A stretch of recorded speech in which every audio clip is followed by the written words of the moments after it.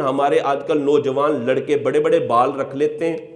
اور بال رکھنے کے بعد نا بڑے بڑے بال تو پونی ڈال لیتے ہیں یا وہ چٹیا بنا لیتے ہیں، اور کچھ ہمارے نوجوان لڑکے ہیئر بینڈ لگاتے ہیں، ہیئر بینڈ جو لڑکیاں لگاتے ہیں نا وہ لگا لیتے ہیں۔ تو یہ یاد رکھیں کہ اس طرح لڑکوں کا، مردوں کا بڑے بڑے بال رکھنا کہ وہ کندھوں سے نیچے چلے جائیں، پھر ان کی پونیاں بنا لینا، ان کی چٹیا بنا لینا، ہیئر بینڈ لگا لینا، یہ حرام ہے۔ نبی کریم علیہ السلام نے ایسے لوگوں پر لعنت فرمائی ہے۔ بخاری شریف کے اندر حدیث 5885 ہے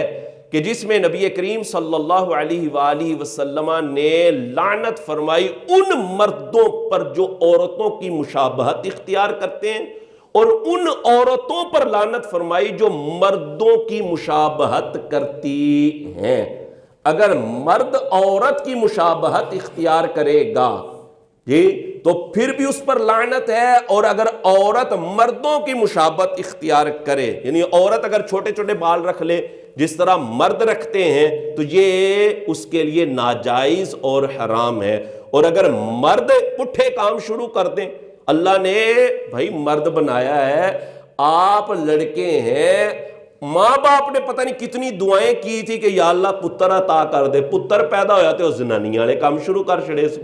جی، ماں پیو بچارے دعاواں مانگ مانگ کے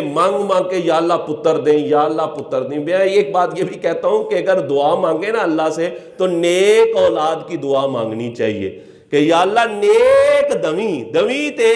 نیک دویں۔ اب یہ جناب دعا کر کے ماں باپ نے پتر مانگیا، پتر جناب زنانیاں والی حرکتاں شروع کر دیا، وہ پورنی لگا لیتے ہیں بڑے بڑے بال رکھ کے، ہیئر بینڈ لگا لیتے ہیں جس طرح لڑکیاں لگاتی ہیں، تو یہ ناجائز اور حرام ہے۔ اور ایسے بندے پر نبی کریم صلی اللہ علیہ وآلہ وسلم نے لعنت فرمائی ہے۔ بخاری شریف کے اندر یہ حدیث موجود ہے۔